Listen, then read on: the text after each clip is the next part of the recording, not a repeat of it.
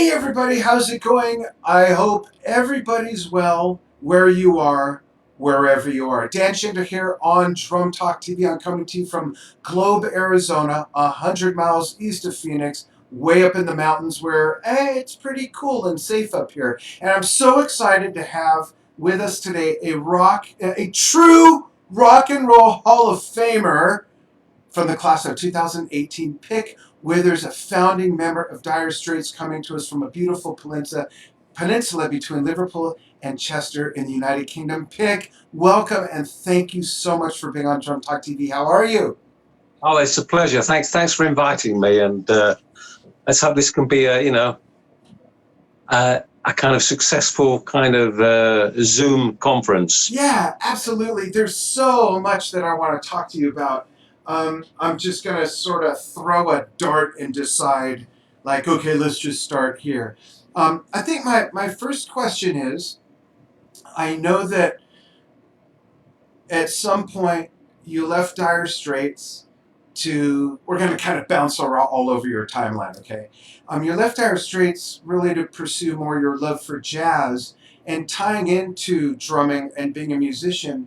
Were you always in love with jazz when you started playing drums? Were you a jazz drummer? Did you learn as a jazz drummer, or did you discover it after you started playing? No. When I first started out, like a lot of my generation of players, there was a very limited opportunity to experience music. There was television, which didn't have anything like that until the Beatles came along. So when I first started, pop music was very kind of stiff and kind of safe. Elvis messed things up a little bit, and church got a bit worried about that. But no, the influences that I had first was an instrumental band called The Shadows. Mm-hmm. When I first started, I was talking about today actually, there were more kind of instrumental hits in the hit parade, which have completely vanished these days. Yeah. So, and we had a group called The Shadows, which was like a quartet, a combo of lead guitar, rhythm guitar, bass, and drums. And what was really good about that was that because it were no vocals, the instrumental had to be kind of neat, cute, and well performed. Even if it's in modern parlance, it was kind of still simple and basic. It was great structure. There was a lead guitar, a rhythm guitar that played rhythm, bass, and drums, and everybody could really cut it, So we used to have, they live on and on, The Shadows, their influence is kind of it's just sustained, We even have, because it's their whole back catalogue is just instrumentals with a few vocals. A lot of bands play, let's play The Shadows game in the van to while away all the hours, where you're traveling. You just whistle the melody of an instrumental and everybody else has to guess what it is. So you're not singing words. And Right. They were my first influences. And then Take 5 became an enormous hit by Dave Brubeck. Yeah. And it was only really stuff that became very popular that would get beamed into my house, via the television or radio. Radio was very limited. We had a program called Radio Luxembourg, which was a commercial radio channel, because we didn't have commercial radio or even television when I was growing up. Oh. This was a pre-recorded program that was beamed into England from Luxembourg, a small country in Europe. Yeah. And the signal was very poor, so it would come in and out of hearing. And that was when we first started to hear different snippets of music, But the jazz thing was much more a kind of aspiration to be a more kind of expansive player. And I would say that my kind of flirtation with jazz is more to do with being a kind of player that could move between the lines, as opposed to, I don't play bebop or anything. I just play stuff that's more kind of swing based, Mm-hmm. and maybe there's a structure to it, but it was where you can actually maybe improvise a little bit. But I don't consider myself a real out and out jazz drummer, but I am kind of fascinated by it, and all the, there's also, when on the television thing, we saw all these matinees on the Sunday afternoon. You get Gene Krupa and people playing, Buddy Rich playing, Glenn Miller.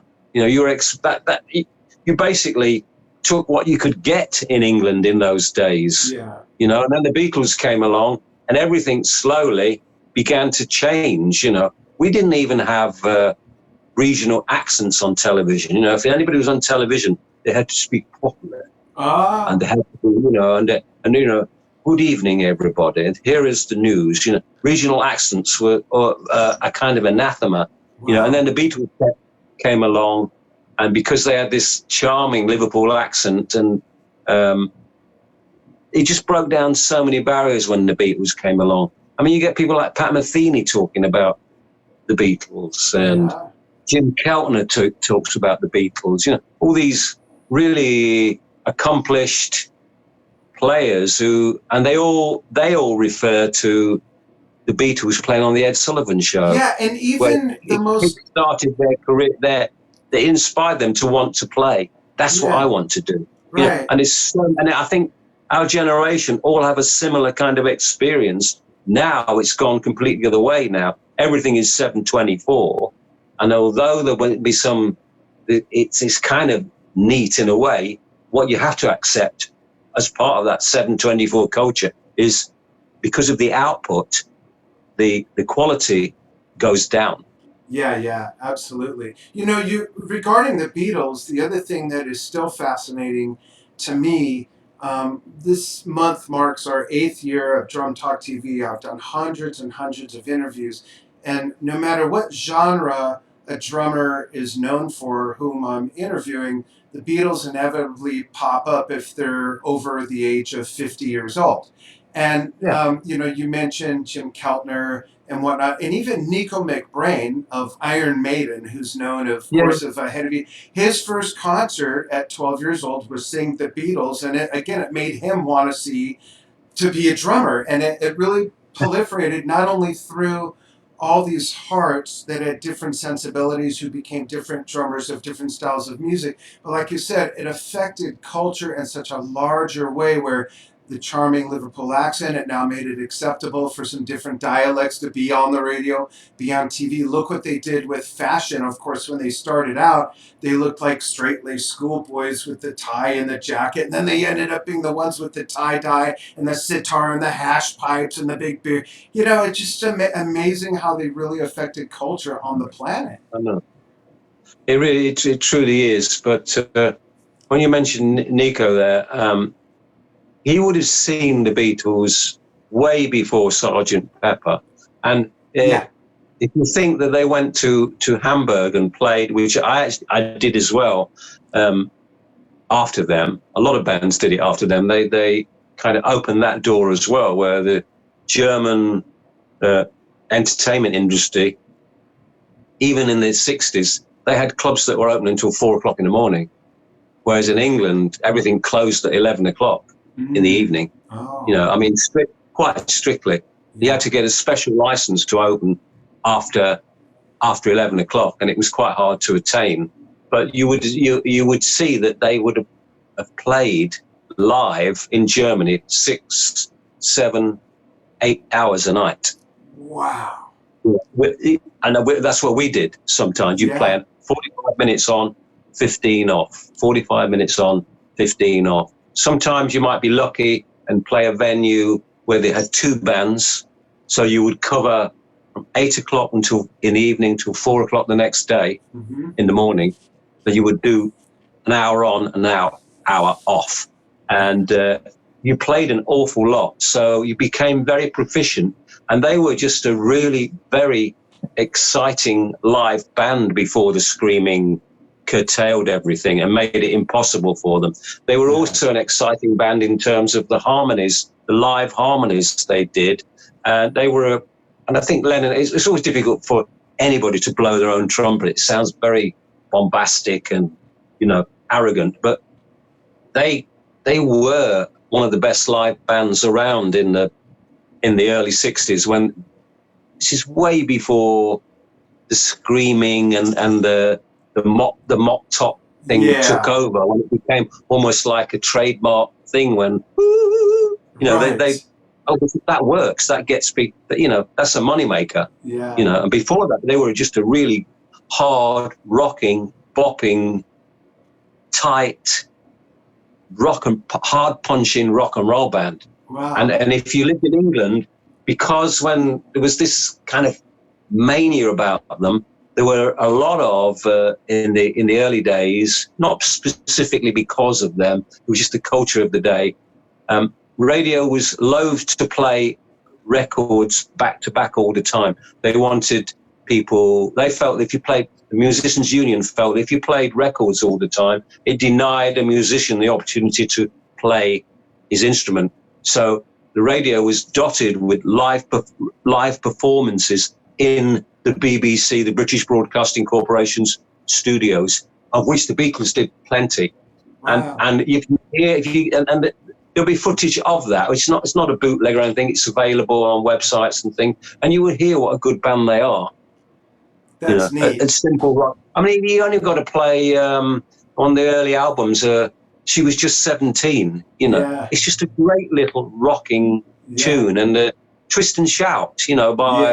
Which is like an Isley Brothers song. It's just this. If you listen to that on a radio or on headphones or on a good system, you can hear there's a visceral quality about what they do, aligned with the good harmony singing. They were an exciting band, basically. It's really neat to hear that they were able to... I don't know what you witnessed on the Ed Sullivan Show, but I know that their impact was huge over here. But it had breadth to it. Yeah. The girls were like, oh, I like Paul. Oh, I like John. And they were just fascinating. But there were guys that think, I want to do that. I want to do that. Oh, I want to do that. That's what I want to be. Right. It's just that moment of, it ignites a flame. But I'm sure Elvis did it for some people, and he had people like Scotty Moore playing. Who knew their way around a guitar. Right. They could play, So, and I don't want to jump the gun, but in the midst of this pandemic we have now, we haven't done any live music here for a year now. I was thinking a few months ago that when this thing, if it does finish, which it surely must, I want to put a band together that would do music for good time, for people to come out and have a good time. Not to sit there and have a classical concert, which has its place, but something just to people to celebrate, the fact that we can act normally again. So I wanted to put this R&B band together, and I went back to the 50s and 60s and looked at records that meant something to me, and the whole essence of those records is a damn good vocal and a band or a collection of musicians that play for each other, and it's not multi-tracking. So the record sounds like a live band, and that's what I wanted to do. And then we called it, is the working title is Slim Pickings, which is a kind of, I'm sure you're familiar with that phrase. Oh yeah, absolutely. That's awesome. So that live thing is just, back at the very root of what I really started playing for, Yeah. So to answer the thing about the jazz thing, I just, when we were in Germany, we because you sometimes play with other bands and you had to play for so long, you had to have a big repertoire to fill the evening out. And we would do stuff like off something like The King and I or something, or, I Could Have Danced All Night, from one of the big musicals. But we did it in a rock way. Yeah. But I feel that back in those days, there was more breadth within the parameters of popular music. Right. And that's what pop music is, popular. Right. There was more breadth, there was more diversity to the to the music form. Right. So You had more more latitude with the creativity back then, right? Compared to now. yeah, yeah. Yeah. Yeah. And Um, yeah, go ahead. well, it's just that. I mean, I'm just trying to sum up the right kind of phrases for my fascination with jazz. It's not that I consider myself a jazz player, but I like to play swing. I like to play blues. I like rock as long as it's not too loud. Yeah. Once it start to get really loud and things, I really start to wonder what I'm doing there. Yeah. Well, Is this a it's drum kit? interesting you mentioned that because to me, that's a big part of the Dire Straits music. And I'm going to play a clip in a moment for everybody, is the subtleties and the musicality of it. And folks, if you're just joining us, Dan Shinder here on Drum Talk TV with Pick Withers, founding member and Hall of Famer, Rock and Roll Hall of Famer of Dire Straits. And I'd like to play something that starts out with a beautiful solo that combines mallets with stick clicks on rims, which I always love because it's a very organic sound. This is Water of Love. Pig, hang on while I show this clip and then we'll come right back as soon as I find the right. There we go. Here it comes. Check this out, folks.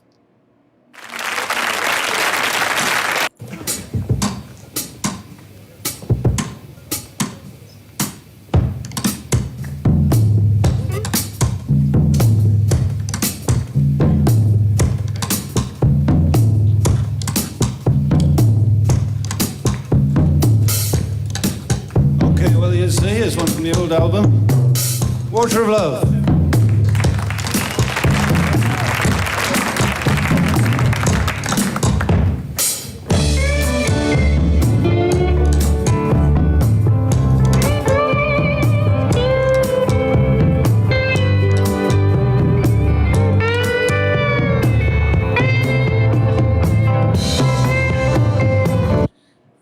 The music, especially of the earlier days, and even Sultans of Swing, like I said, there's a lot of subtleties in the music, not just in the band arrangements, but in your drumming parts. The lines that you created, the rhythms to accompany, is one of the things that allured me to the music. When you first got together with Mark to form the band, were you both on the same page musically? Was it your sameness that made it work, or was it the differences in music bringing together that made it work? No, I think it comes back to that thing we touched upon before. Like a lot of musicians from our generation, we were self-taught. There wasn't a structure in place in England, in the United Kingdom, to encourage or even educate or help people on their journey with rock or pop, blues music. It's better these days. So people found their own way of doing it, I mean, when you think of people like Peter Green, Eric Clapton, Jeff Beck, Jimmy Page, the Yardbirds, the Kinks, the Beatles, the Who, the Hollies, you're already sort of, even within that same, they're all from the same generation. Procol Harum, they're all King Crimson. King Crimson maybe not so much, it's much more schooled approach. But all those people I mentioned before, they're all kind of self-taught players, You just spent a lot of time with your instrument at home, working out how to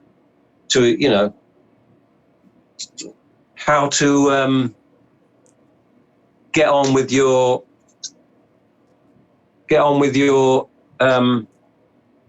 what's the word? Your journey into trying to, first of all, I mean, when I first started, we just used to play covers all the time, So you just learn how to play from the record. You might see somebody play on the television, but you had to kind of work out yourself. There were no books that showed you how to go about it. If you were fortunate, you would see other bands and think, oh, how does he do that? And maybe go up and ask. But there wasn't a real superstructure in place to, oh, you need to go and see this guy. He'll show you what to do.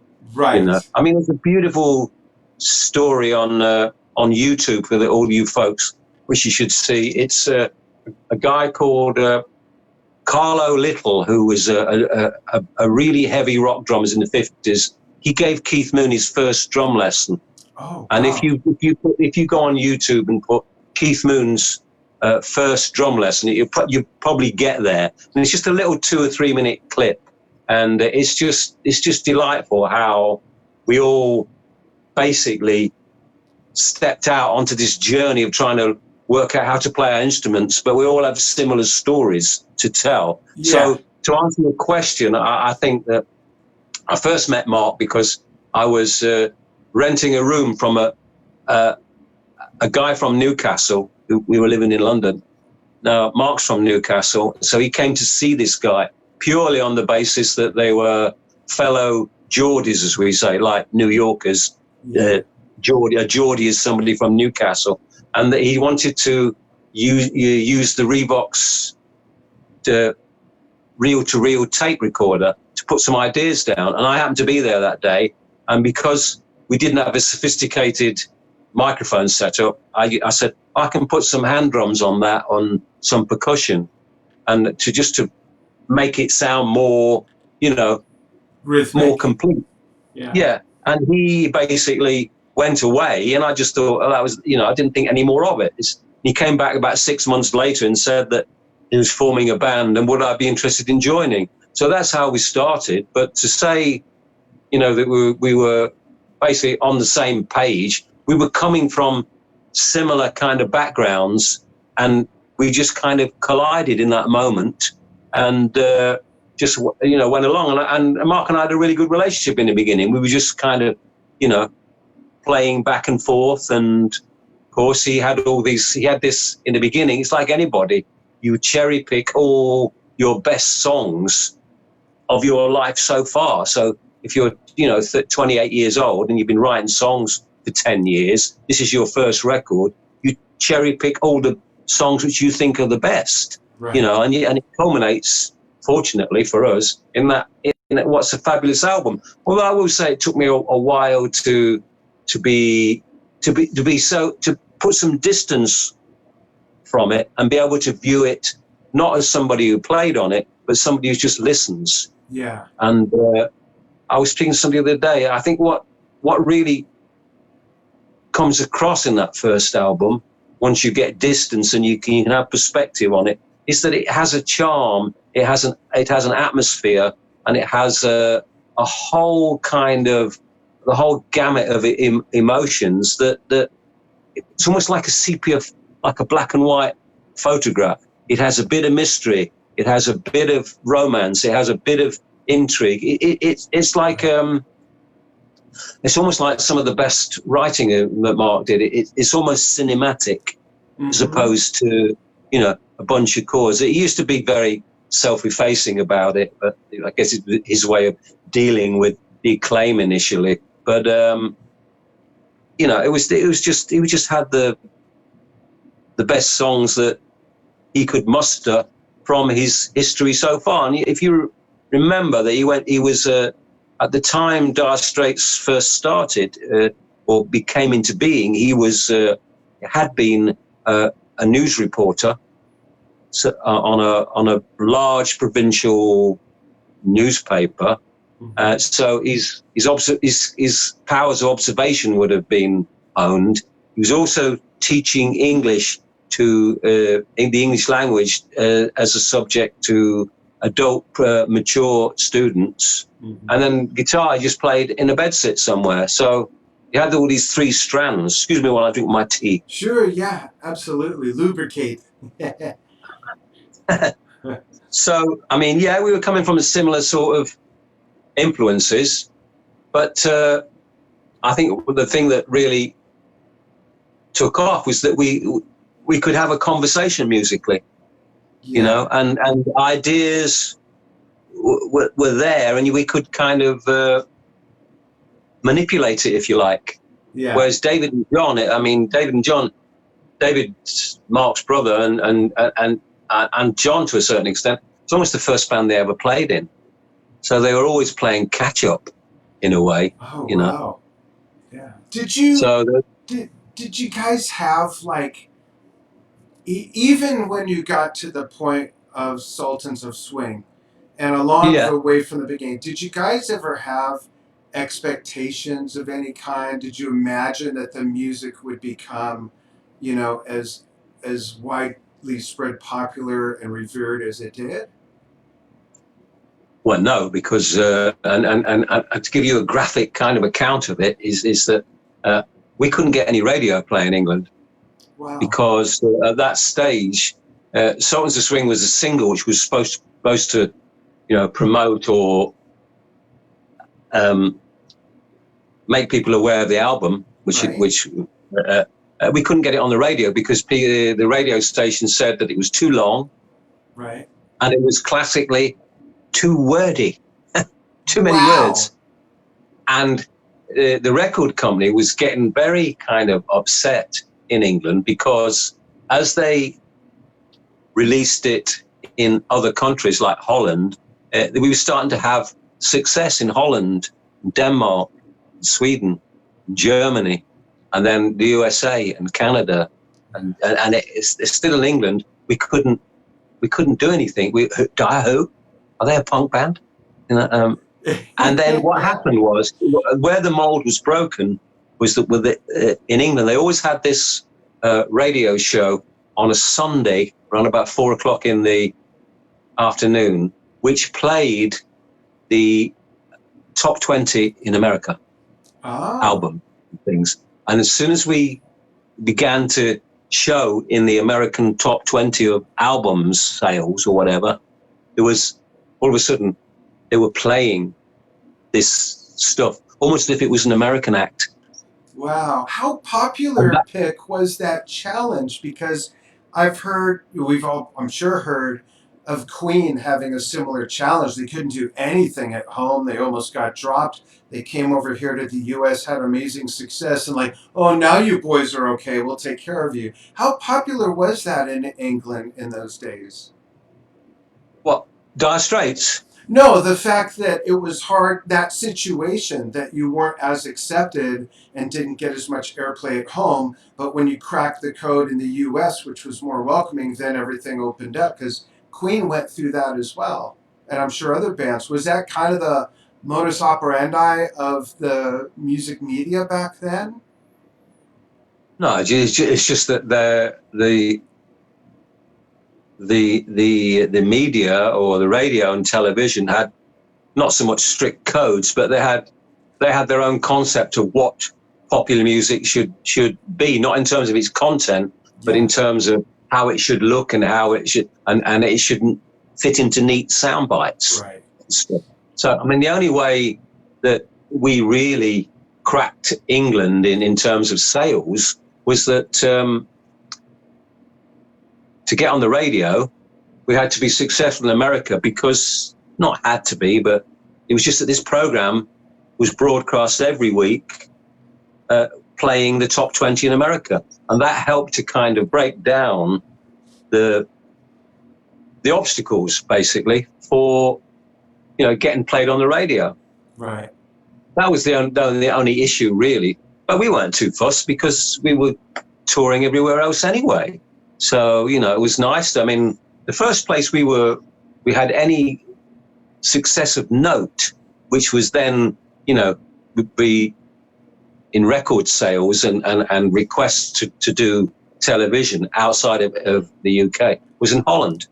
Oh, wow. So I've always got a great affection for for Holland.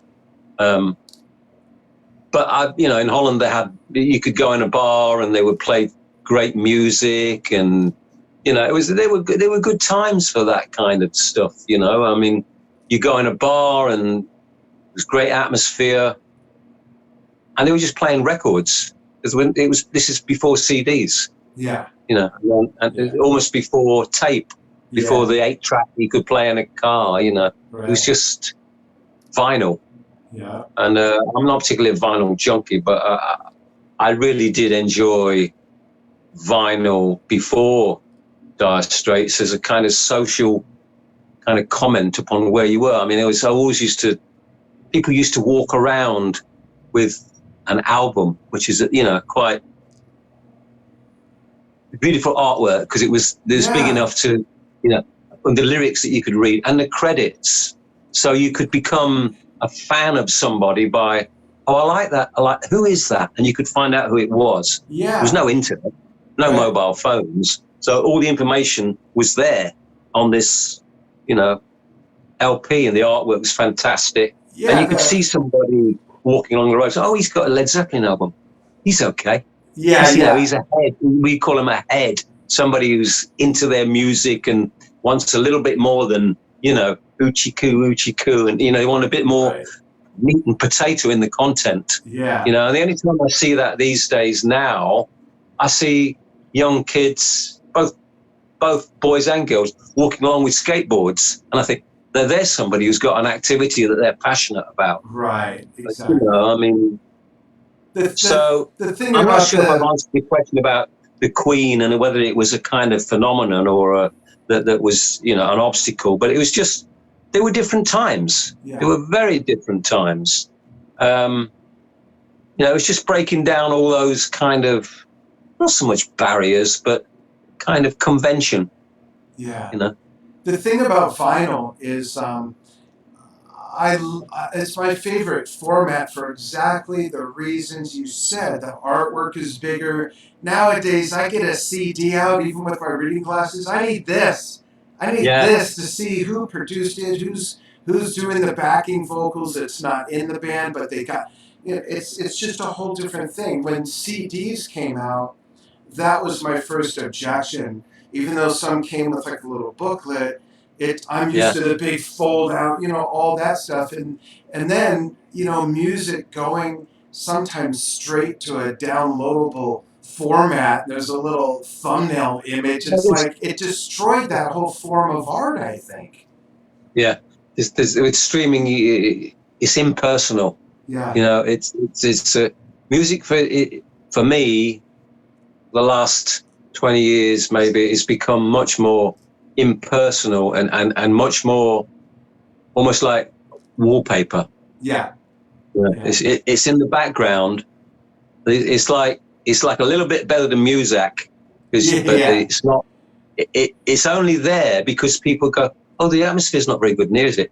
That's what its function is, to create a kind of ambience. Right. And whereas when I first started doing gigs, what I might call more kind of seriously in bands that were first started to play in a band that started to write its own material, not exclusively, but, there was at least 60% of the content of our sets were self-written in the 70s. We would support people like Emerson, Lake and Palmer, or Arthur Brown or something, or Pink Floyd. And there was a definite kind of culture where people wanted to listen to the music on any amount of levels. People just wanted to hear the hits. People wanted to see how you did it. People wanted to be entertained. People wanted to be inspired by the players, so it was a much more kind of personal kind of relationship with people. And when people went to the concerts, they would sit down because they wanted to watch. They didn't want to dance. They wanted to watch and see how it was done. And I mean, even 20 years ago, maybe 30 years ago now, it's frightening. I have two daughters, they're fully grown now, but when they were in their barely teenagers, they wanted to go to this pop concert in London. And I said, well, I'll take them. So you can't come in, Dad. Oh, I don't want to come in, but I'll take you and I'll pick you up. And it was when they came out, they were very excited. I said, what was it like? He said, oh, it was great, Dad. It was great. I said, oh, yeah, good. Was the drummer any good? I didn't have a drummer. Oh, did he have a guitar player? No, didn't have a guitar player. Bass? No. Trumpet? No. No horns? No. What did they have? I said, well, there were 4 guys, and 3 of them were singing, and 1 guy was playing a keyboard. And said, but you heard drums, didn't you?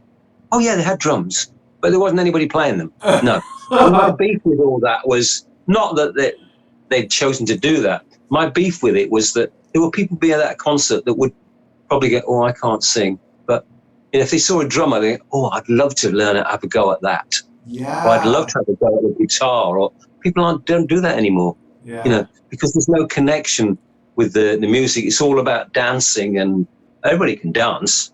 Yeah. And you just put the voice through auto tune. Yeah. As long as you look good, that's the key element now. Yeah. So I do fret for the future of music on certain levels, and so I want to get out there before it's too late and to play and remind people that music can be good fun. Doesn't have to be taxing, doesn't have to be too loud, it doesn't have to be completely in your face. It can make you feel good. It's a very social event. I mean, the whole thing of a band playing together is a very sociable thing. Right. You work out how to make something greater than the sum total of its parts, and that is to me has always been the holy grail. And the community of, I would say, the community of your followers. It's that whole vibe. Did you enjoy touring, Pick? I enjoyed it at first, and then as it started to get louder and louder and louder, I started to have issues with it, which were, I wish I'd have known at the time. I started to have problems with my balance after I came off stage. Like and I didn't connect it to having suffered ear damage from the monitors or anything like that. I just thought it was a drummer's equivalent of a sailor coming off the sea, and just having not having your land legs back under you for a while. Right. And then of course I kind of adjusted, and then I wasn't bothered anymore. But I was sustaining damage to my ears, and it was really quite problematic then trying to play subtle songs like Walking in the Wild West End when it was quite loud, because I remember specifically we all collectively went to see Dire Straits, went to see in the cinema The Last Waltz. Yeah, the film of the band and stuff, with all the high caliber guests that came on, and Martin Scorsese filmed it and stuff. And I was saying to them, look at Levon Helm. Look at how he's playing. He is not beating the crap out of that drum kit. Yes, it sounds full. It sounds big. It sounds, convincing. But they're not playing that loud. Yeah, they have a big sound. Yeah. But it's not overly loud like a real, heavy metal, hard rocking band. And I was always trying to get back to that. But I think what happens is sometimes when you have a little bit of inexperience in terms of being sucked up from a small club onto a big stage, you feel very vulnerable, and you feel like your sound is very kind of timid and almost an apology, in a huge hall. So you overcompensate by playing loud, which is guitar players can do because it's just touch of a knob. Yeah. But the drums, it's not like that. And also I learned latterly that you can't really keep playing the drum kit, hitting it harder and harder and getting louder and louder and louder to match these amplifiers. You just can't do it. Yeah. There's a certain stage where it's a diminishing return. The drums choke. Yeah, it changes the instrument. You begin to feel ill because it's just such a pugilistic activity. Then there's no fun in it anymore. You're not controlling the dynamics. You're just trying to keep up with them. Yeah. And you start to lose heart, and it's not about getting blisters, and it's just in getting disheartened. It's about thinking, well, what is my function now? Is it just to sort of, and we used to have this battle cry, which a lot of bands do, give it some welly, which means just play loud. And if in doubt, play louder. And if you're really in trouble, play as loud as possible. Oh, wow. Because loud is good. Loud is, muscular. Loud is virile. Loud is, all the things. And I think, no, it's not for me. It just takes away a dynamic that's no longer there for you to employ. And that's it's part just of the loud, personality of the music. Yeah. Pick, what was so it I like? think it's disheartened in the end. Absolutely. I want to read some comments and see if there's any questions. Then I have a couple more for you. I saw something up here. Gilbert Pills says, I love Pick Withers. He says, you want to drive yourself crazy sometime, try playing along to Dire Straits, Romeo and Juliet. And I also saw those accents after the time bell rings is just killer perfect. Peter Gradham says, hi Pick, met you in New Zealand when you toured, was with TVNZ, but owned the Foundry in Auckland. You guys came and jammed. Best you stay safe and well. I'm originally from Sale to NZ H5, drummed since 1966. So there's a fan from down under for you. Okay. Well, thanks for those comments. Thank you. Yeah. And then Fernando Alvaro Acuna says, excellent drummers. Cheers, me. Greetings from Costa Rica. Hey, Fernando, thank you. Kevin McCurvigan says, was your style to accent Mark's guitar, or was that your intended style, just either way? Well, if we go back to what I spoke about before with my early influences, the Shadows, which were largely an instrumental band, because the drummer was required to be involved in the arrangement of the song, he would play over their repertoire, over the broad spectrum of their repertoire. He would be required to be featured. It's like listening to something like Kathy's Clown, from the Everglows, which everybody knows. It's a classic record. Yeah. And you have a drummer there that's playing, in the verses, he's playing a snare drum, which, and basically you have to be able to play a snare drum well before you can play a drum kit, because it's just, I think a lot of people forget it. A lot of people just go straight to the drum kit, and that's fine, but you're kind of cutting your nose off, because if you don't play a snare drum well, it's probably going to pan out that you won't play a drum kit well either, because you need both aspects. And the Kathy's Clown thing, you go to the solo or the chorus, whichever way you want to say, and he plays on the bell of the cymbal. And these are kind of, rhythms that inform the song, as opposed to happen to be in keeping, in time with the song. Right. I'm always looking for those opportunities. And I always liken the way my approach to playing is to step out on the high wire, and just don't be afraid that, if you do that, sometimes you're going to fall off. Right. Because and that's because you just. But it's okay if you have the trust of the other guys. Yeah. The other guys are going to go, oh, you made a mistake, and all that. So then you're going to find yourself playing in a band that plays predetermined arrangements every night. And everybody does the same thing at the same moment, and all the introductions to the songs are the same, and because you work out what works and what doesn't work, and all of a sudden, 3 weeks into a tour, it's pretty much you've worked it all out. You've chosen the pieces on the menu that you're going to use, and you're not going to try anything else. Right. I like that. That works. I'm keeping that. Yeah. I like that. I don't like that. And then all of a sudden, you're in this situation where it's almost like a straitjacket. Yeah. You just play you play the arrangements as per you have predetermined by collective arrangement. I mean, one night, for example, always the night after, the first time you see the crew, the next day is at the sound check, and you walk on stage and all the gear's there. It's quite a tough job being a road crew in those days. And you walk on, you start to tune the drums up ready for and then the lighting guy jumps on. Hey, Pick. Oh, hello, Chaz. I put a spot up there.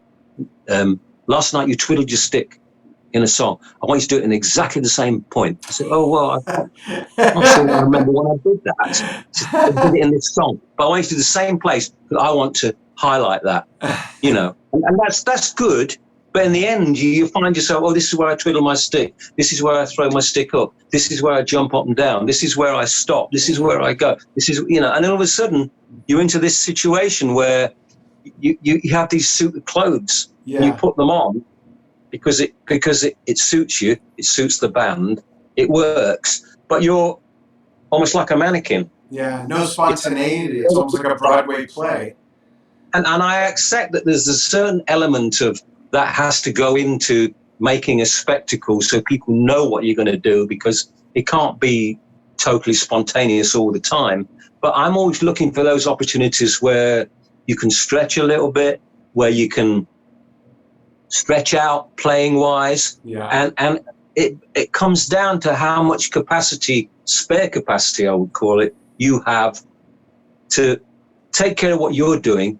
But the spare capacity allows you to be able to look and listen and watch what other people are doing. Yeah. Because in many cases, you can come off a stage having played a repertoire that everybody knows backwards.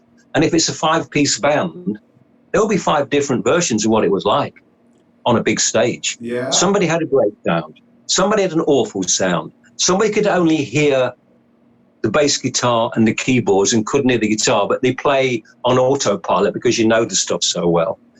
Somebody else could only function if they stood in this one part of the stage where the sound was great, and somebody else thought it was all shit. And you just have to smile through it and just get on with it. Yeah. But I think most bands live for those nights where everything gels, the sound is good, feeling good, and there's something about the sound that galvanizes everybody into this kind of organic occurrence. And then it's like surfing. Yeah. You're on the board, you're on the wave, and you just stay on for as long as you can. And it comes back to that kind of tightrope thing as well. If you want to do that, even the best guys fall off. Yeah. And you have to accept that's the current. But some nights it's just unbelievable. You just have this tremendous kind of high. And the only downside is you come off stage and you think, oh, it won't be like that tomorrow night. You have to live with that. But I will say in mitigation that most bands play to what's called a mean average. Yeah. And they're only living for those evenings where it peaks. Yeah. And when it drops, you've just got to smile and be professional. Yeah. And not give up and not be, argumentative and stuff, Yeah. I would sometimes, just get changed and just put a note on the door of the dressing room and say, nobody enter, post-mortem in progress. Because I would never really want to discuss anything until the morning after. Yeah. Other people want to dissect it the minute they walked off stage, and I said, "Oh, I'm not doing that. I'm just not doing that, man. I just want to calm down, get out of these quite sweaty clothes, become a human being again instead of a performing monkey, and take it from there." But other people had different ideas, and it's how bands work and sometimes how they don't work. Right. Right. Well, thanks for sharing that wisdom. I want to look at some more comments and questions. Let's go to, I saw something here. I saw something. I think this was from Peter Gradam as well.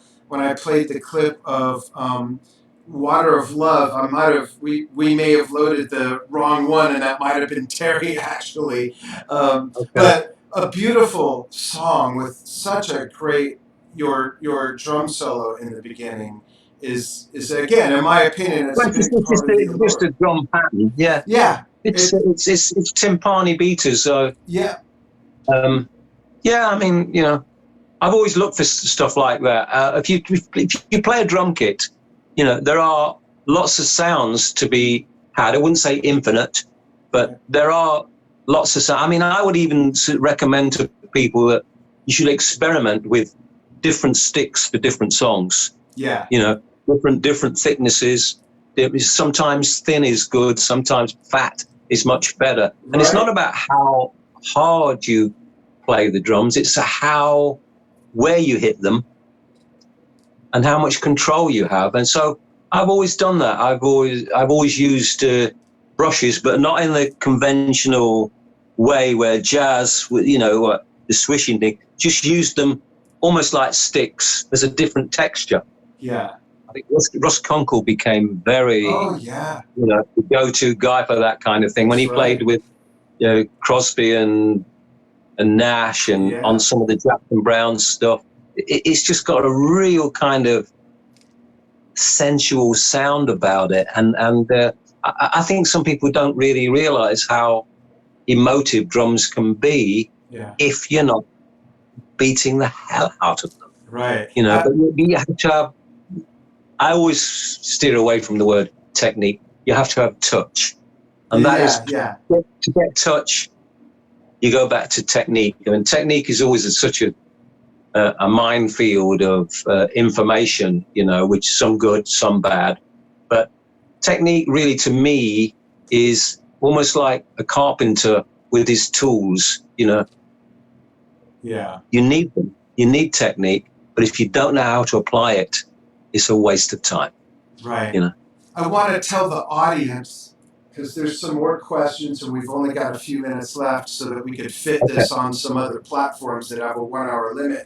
I want to let them know that, folks, if I don't get to your questions, if you watch the show, I care about your questions.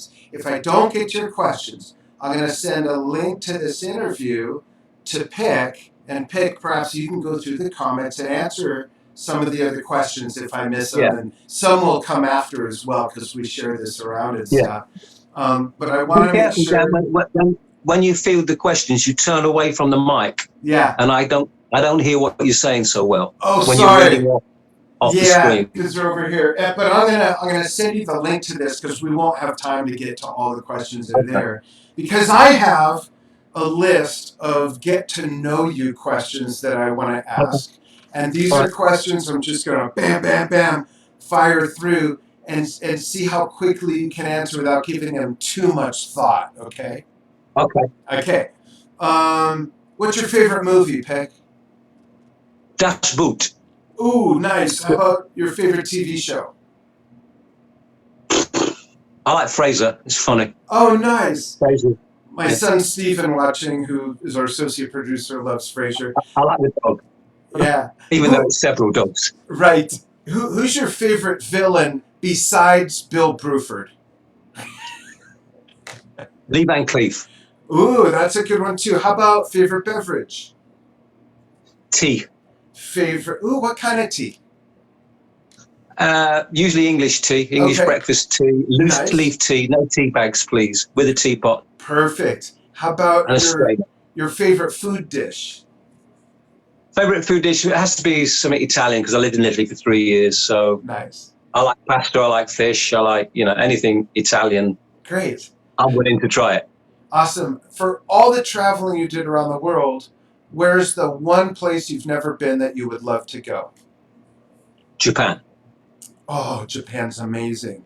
We filmed 2 taiko documentaries there in the fall of 2019. The best food I've ever had in my life. What is your stuck on an island album that you would never get tired of listening to while we're sending the Drum Talk TV boat to come rescue you? Probably James Taylor with Steve Gadd playing. Oh, that's a good one. That's a gem, all right. Yeah. a lot of lessons in music in that for sure. Um, we're going to go only so that we can fit this on the other platforms. We put this on YouTube and Vimeo. There's no time constraints with those, but I want to make sure we get this on Instagram TV, which has a 1 hour limit. And Pick, we will definitely do this again. I would love to do this again. Okay. There's so much more I want to ask you, and I know there's other questions from the audience. I'll send you a link to this. Stay on the line after I say goodbye to the audience. Stay on the line with me. And again, I want to thank your lovely wife, Linda, and I want to thank Yeah. you so much for taking time to do this and sharing your wisdom with the rest of us as drummers, other musicians, and music fans. It's really been Well, thanks, Dan, and stay safe, everybody. You know. Yeah, absolutely. Stay safe, everybody. And thank you for following us on Drum Talk TV. And thank you for joining Pick Withers of Dire Straits, founding member, Rock and Roll Hall of Famer, class of 2018. And myself here, Dan Shinder, on Drum Talk TV. Lots more to come. And even if you're watching this on the archive, leave some questions in the comments for Pick. Thanks, everybody.